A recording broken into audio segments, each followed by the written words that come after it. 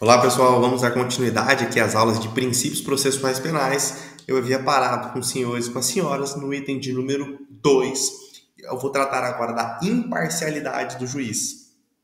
Vamos lá.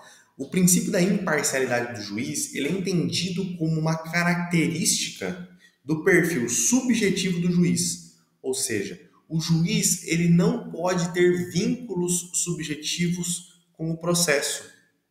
Se o juiz tiver algum interesse no processo, incidirá sobre ele as questões da suspeição do juiz ou do impedimento do juiz. E uma decorrência do princípio da imparcialidade do juiz, eu trouxe na primeira observação aqui, é o dispositivo constitucional que veda tribunais de exceção. O que é um tribunal de exceção? Um tribunal de exceção, ele é um tribunal ou tribunais ad hoc, são tribunais criados após o fato, como por exemplo o Tribunal de Nuremberg, que foi criado para se julgar nazistas pós Segunda Guerra Mundial. Esses tribunais de exceção, tribunais de Nuremberg, Ruanda, de Tóquio, são exemplos que você vê nos direitos humanos, né, no estudo dos direitos humanos, de tribunais que foram criados após os fatos para julgar pessoas determinadas. E um tribunal de exceção tem como característica a parcialidade. Por quê? Só se cria o tribunal para julgar determinada pessoa, o que gera uma inclinação daquele que julga em condenar aqueles que serão julgados. Portanto, uma decorrência da imparcialidade do juiz é que não sejam criados tribunais de exceção e os juízes que julgam demandas, eles são previamente definidos com base em regras objetivas. Segundo ponto, observação de número 2. Direito de ser conduzido perante a autoridade competente. Veja, ninguém será processado nem sentenciado senão pela autoridade competente. É o que eu disse. Em decorrência da imparcialidade do juiz, estabelece, por meio de regras processuais, um juiz competente para julgar determinados casos. De forma prévia, estabelece esses parâmetros. Portanto, a regra é: as pessoas serão julgadas pelos juízes competentes. Competentes são aqueles juízes que já foram previamente definidos com base em regras objetivas. Não se julga, não se escolhe juízes para julgar certas pessoas. Isso violaria a imparcialidade do juiz. Terceira observação. O pacote anticrime, lembrando, essa não é uma aula destinada aos juízes das garantias, mas só pincelando, o pacote anticrime cria a figura do juiz das garantias. Lembrando que, até hoje, essa figura encontra-se suspensa pelo Supremo Tribunal Federal. Mas o que seria o juiz das garantias? O juiz das garantias seria aquele juiz que teria uma competência funcional por fase do processo. O que é isso? Na fase pré-processual, que vai se encerrar até o recebimento da denúncia ou da queixa, haveria um juiz competente para apreciar as questões ali que demandam reserva de jurisdição.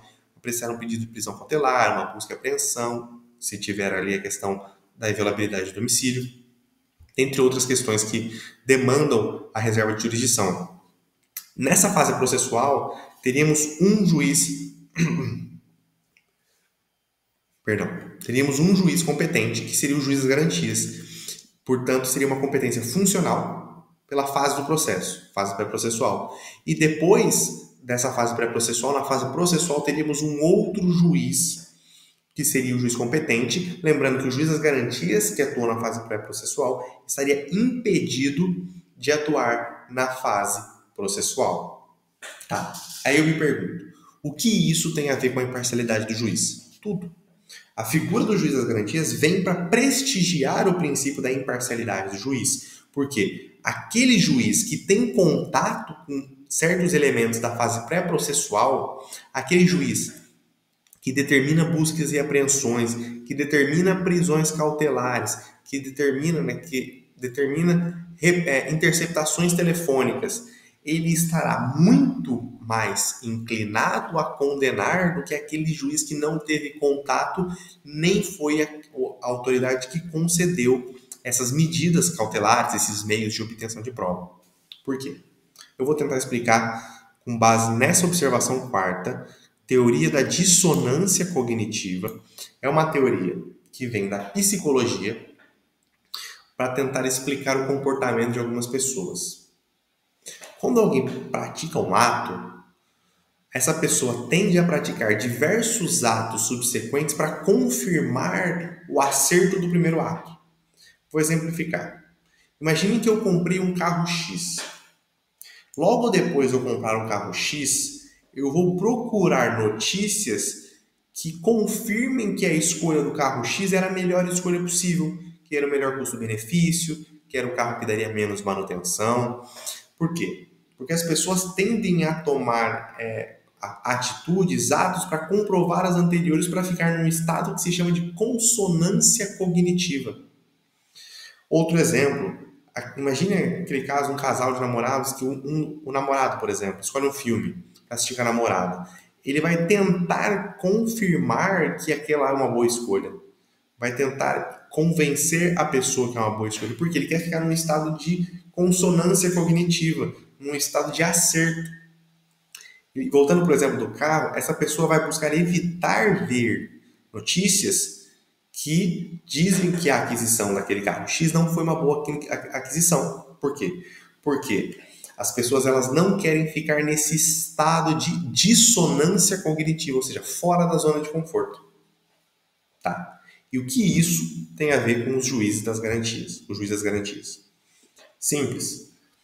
Quando o juiz das garantias determina uma interceptação telefônica, determina uma busca e apreensão, determina uma prisão cautelar, a tendência é que no momento da sentença condenatória ou absolutória, a tendência é que nesse momento ele queira confirmar aquilo que aconteceu na fase pré-processual.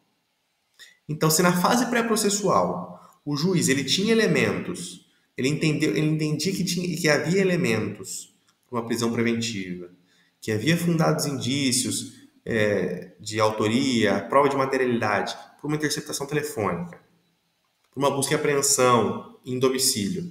Na hora da sentença, ele tentará confirmar aquela expectativa inicial, mesmo que as provas colhidas nos autos apontem para a inocência do investigado. Porque ele quer ficar no estado de consonância cognitiva, ele quer ficar naquela zona de conforto e confirmar que aquelas decisões cautelares no início da persecução penal foram corretas. Inclusive, há estudos que mostram que muitos juízes condenam em casos que, de forma pretérita, foi autorizada uma cautelar, uma medida cautelar, uma busca e apreensão, ou outros meios de obtenção de prova. Então, basicamente, essa é a ideia do juiz das garantias, essa é a teoria da dissonância cognitiva, que inspirou também, aí, em certa medida, a figura do juiz das garantias. Uma outra questão aqui sobre a imparcialidade do juiz é que, isso aqui já foi objeto de prova, viu? Parcialidade é diferente de neutralidade. Por quê? Quando se exige a imparcialidade do juiz, o que se quer é que ele não tenha vínculos subjetivos com o processo. Ponto. Mas a gente não pode perder de vista que o juiz ele é uma pessoa que teve experiências, viveres, inclinações e, portanto, em determinados assuntos ele tem alguma preferência em relação a determinado assunto. Ele tem uma carga ideológica pretérita ao julgamento do caso. Então, não se exige que o juiz seja um robô, uma pessoa neutra, até porque é impossível, em razão da carga empírica, de experiências que esse juiz teve ao longo da vida. O que se exige é que ele seja imparcial, ou seja, não esteja influenciado subjetivamente no processo. Mas não se exige que ele não tenha uma posição sobre determinado assunto. A neutralidade é impossível de ser alcançada e ela não é exigida. O que é exigido é a imparcialidade, não neutralidade. Continuando, item de número 3, princípio da igualdade processual, também conhecido como paridade de armas. O que isso quer dizer aqui com igualdade processual? Vamos lá. Nós adotamos um sistema acusatório onde as funções de acusar, de defender e de julgar, elas estão distribuídas em personagens distintas. Acusação, em regra, Ministério Público, defesa, advocacia, Defensoria Pública e julgamento pelos juízes.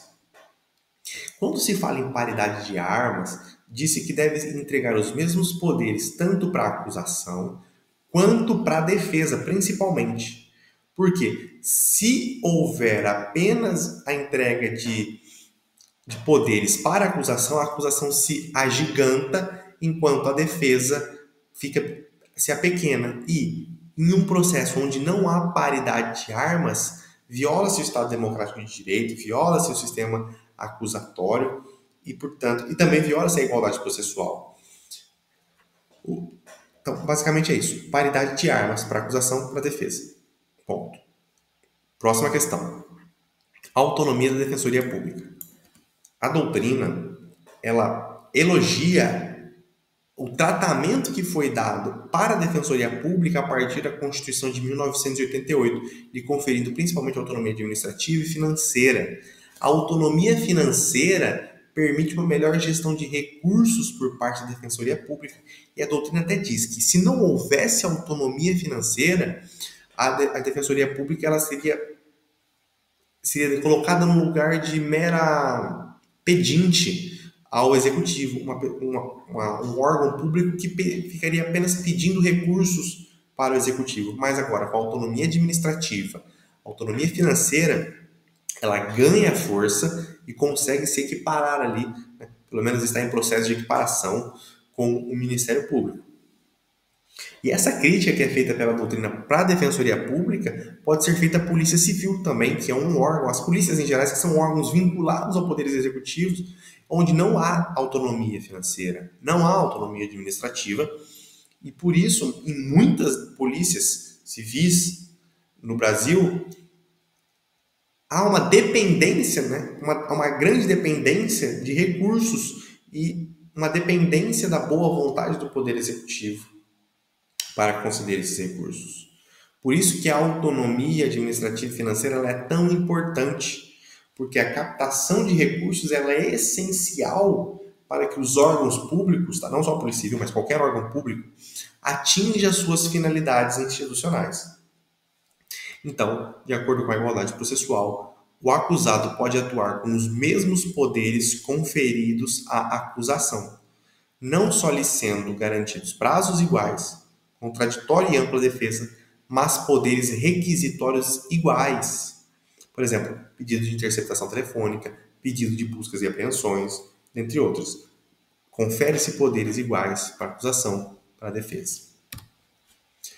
Quarto, item número 4, princípio do contraditório. O princípio do contraditório, ele tem previsão constitucional, artigo 5º, inciso 55, que diz o seguinte: diz a Constituição Federal que dispõe que aos litigantes em processo judicial ou administrativo e aos acusados em geral são assegurados o contraditório e a ampla defesa com os meios e recursos a ele inerentes. Basicamente, o contraditório ele pode ser traduzido num sinônimo, num binômio ciência e participação. Ou seja, o contraditório se manifesta da seguinte forma: é a possibilidade da parte processual tomar ciência dos atos processuais que estão ocorrendo, bem como a possibilidade de participar desses atos. Então, ciência e participação é o binômio pelo qual o contraditório pode ser definido. Uma questão muito relevante sobre o contraditório, que frequentemente cai em provas, é uma questão que o candidato precisa se atentar, é a diferença entre contraditório real, ou contraditório para a prova, e contraditório diferido, ou seja, contraditório sobre a prova. O contraditório real ou para a prova ocorre quando as partes elas estão atuando de forma contemporânea à formação da prova. Então, por exemplo, quando se é ouvida uma testemunha em juízo, o Ministério Público pergunta, a defesa pergunta, ali as partes estão atuando de forma contemporânea à formação da prova. Vejam o slide. A atuação das partes de forma contemporânea à formação da prova. cientificando-lhes previamente para o fim de possibilitar a participação ampla na constituição da prova. Diferentemente do contraditório real, existe o contraditório diferido, onde as partes tomam ciência da produção da prova após a produção dela. Então, a prova é produzida, somente depois da produção da prova as partes tomam ciência dessa prova e podem participar, ou seja, contestar a sua produção. Então, vejam no slide. Consiste na ciência das partes após a produção da prova, com a finalidade de se evitar a frustração dos objetivos da prova desejada. Por que existe esse contraditório diferido? Porque algumas provas precisam ser formadas sem que haja contraditório como forma de eficácia da mesma. Então, não se mostra razoável, por exemplo, informar a defesa que o réu sofrerá uma interceptação telefônica, porque se ele souber de forma prévia que o seu celular será interceptado, ele não praticará nenhuma comunicação telefônica no aparelho dispositivo. E se ele não praticar comunicações telefônicas no dispositivo móvel, a prova não terá efetividade.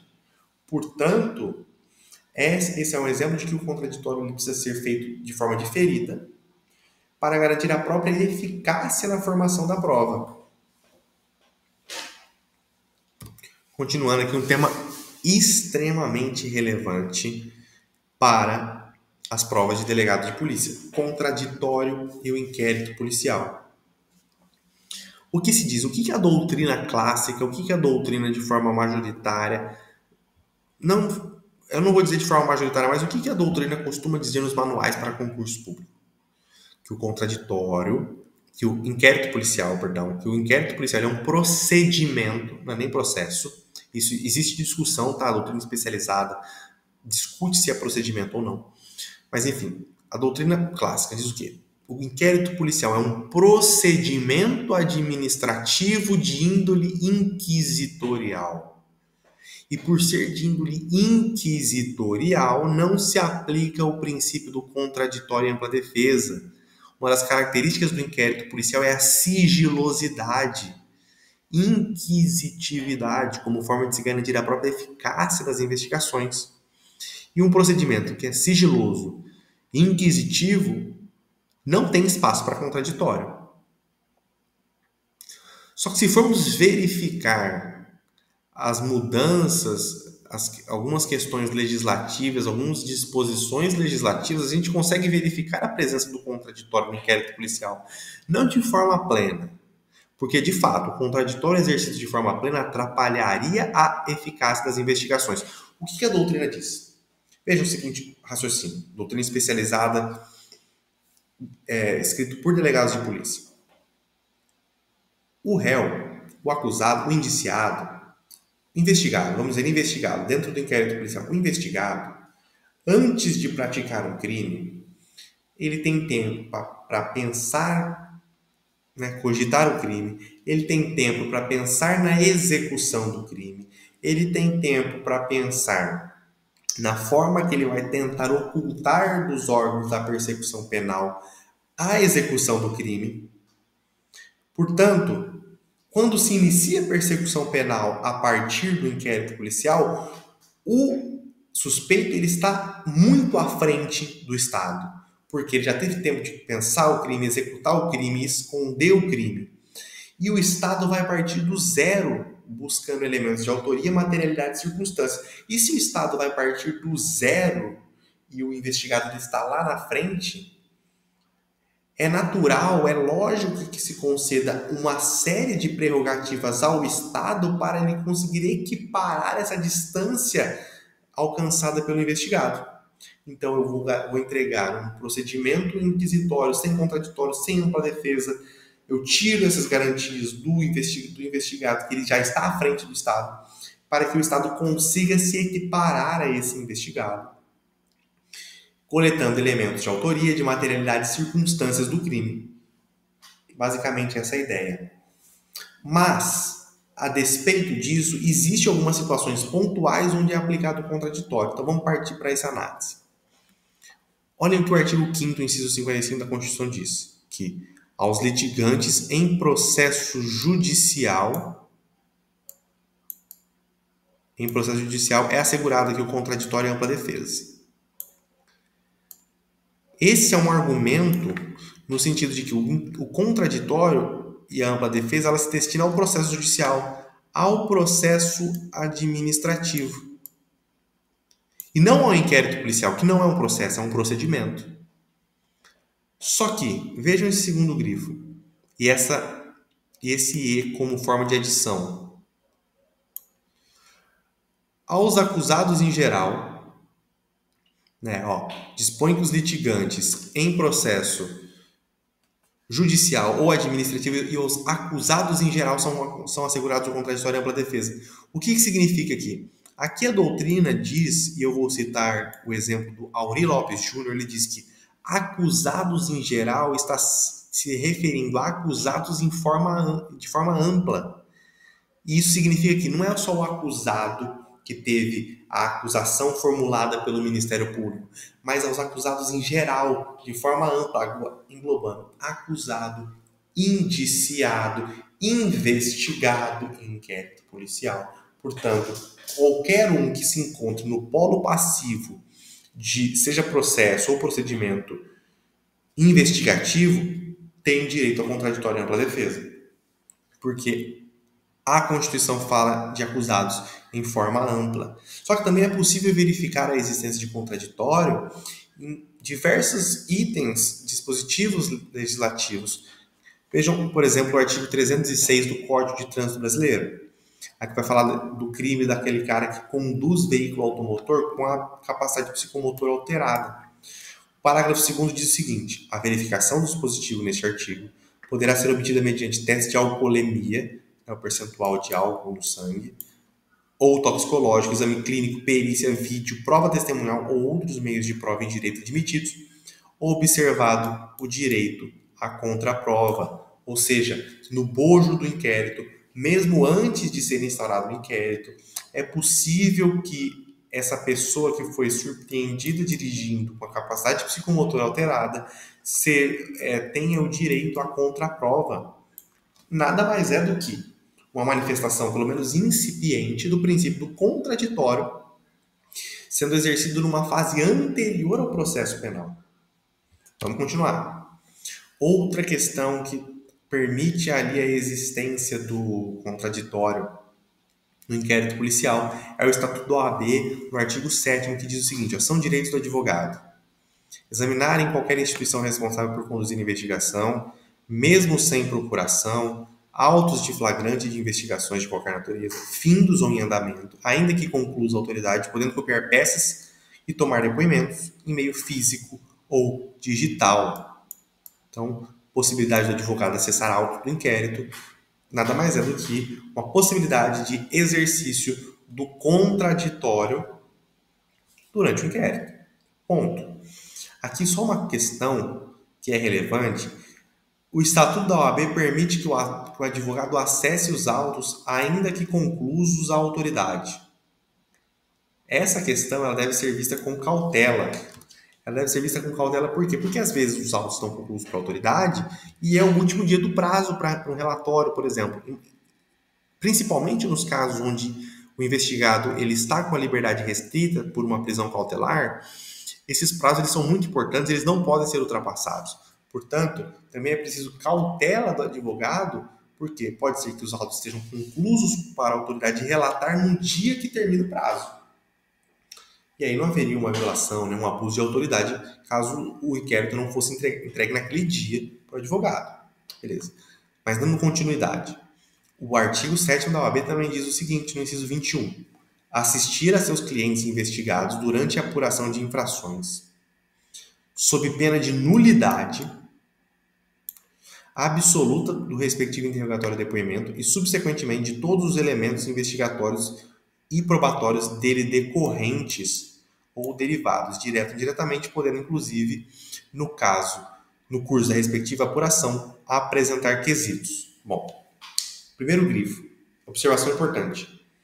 Se não for permitido ao advogado assistir o seu cliente durante o interrogatório, haverá uma nulidade absoluta. E aí já se coloca em xeque aquela posição amplamente discutida na doutrina que não há nulidade no inquérito. Vejam, o Estatuto da OAB diz que haverá nulidade. E diz mais que todas as provas decorrentes do interrogatório serão declaradas nulas, ou seja, a aplicação da teoria dos frutos da árvore envenenada no inquérito policial. E termina aqui dizendo que o advogado ele pode apresentar razões e quesitos. Nada mais é do que o exercício do contraditório, ali o binômio participação, na fase do inquérito policial. Conclusão.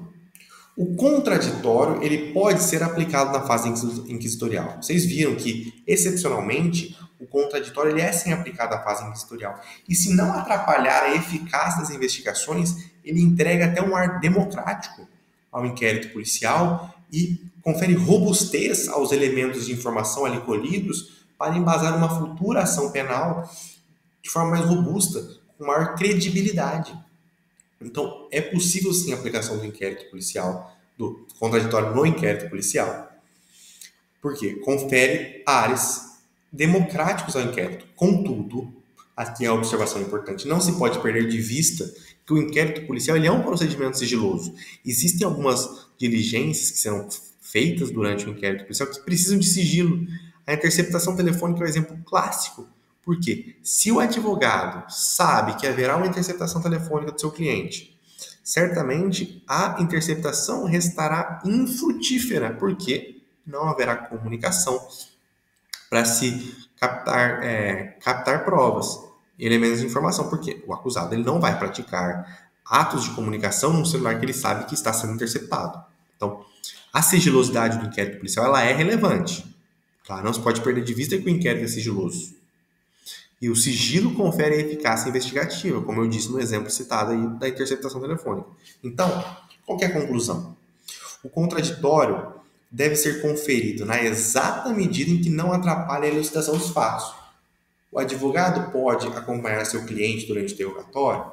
Claro, pode. Pode apresentar quesitos? Pode. Pode saber de antemão que será realizada uma interceptação telefônica no celular do seu cliente? Não, não pode. Porque isso atrapalharia a eficácia investigativa. Então, é possível, por exemplo, representar por uma interceptação telefônica e não colocar de plano essa representação nos autos do inquérito. Porque se o pedido de representação for colocada nos autos do inquérito e o advogado pedir acesso, ele terá acesso, por disposição legal. Mas se não estiver nos autos do inquérito enquanto a diligência não for concluída, não será necessário dar acesso ao advogado. Inclusive, mesmo depois que a diligência seja concluída, por exemplo, a interceptação foi concluída, mas se captou elementos que demandam uma nova diligência. Por exemplo, durante a interceptação verificou-se que o investigado ele escondeu o objeto do crime numa localidade X.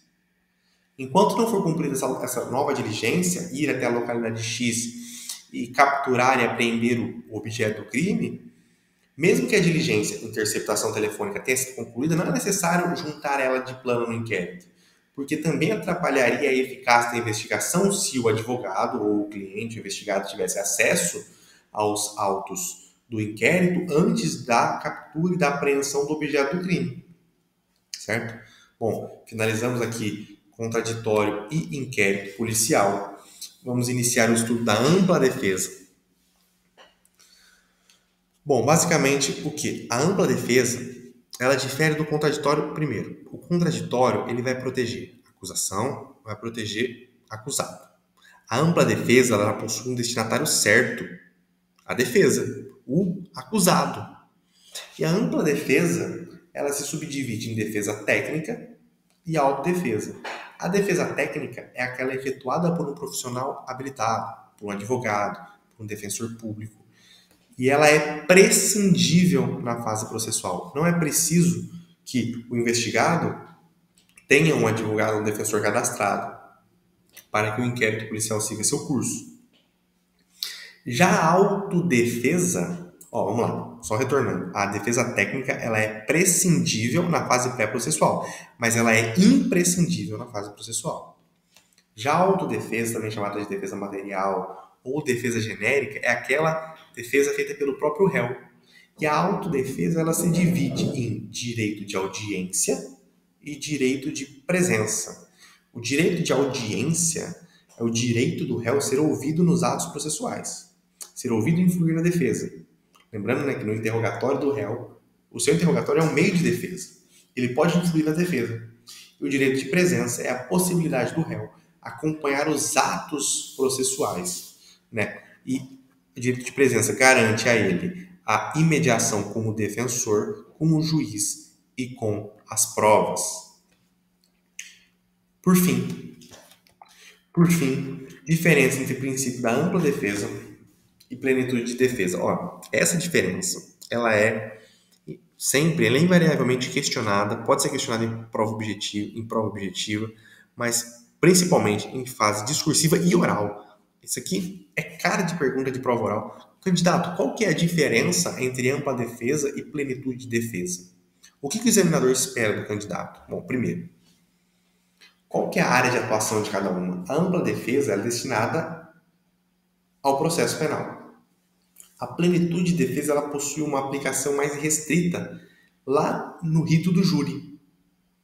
E a grande diferença é a ampla defesa ela é baseada em fundamentos jurídicos, enquanto que a plenitude de defesa pode se valer de fundamentos metajurídicos, extrajurídicos, fundamentos da biologia, da geografia, da ciência, de achismo. A plenitude de defesa confere um plus ao acusado, de forma que ele pode se valer de outros argumentos que não jurídicos para exercer a sua defesa. A plenitude de defesa ela é garantida no rito do júri, no plenário do júri, perante os jurados. A ampla defesa ao processo penal em geral e outros processos também, claro. Bom, vamos encerrar a aula por hoje, já ultrapassamos os 30 minutos do bloco. Na próxima aula, continuaremos com o estudo dos princípios processuais penais. Até logo!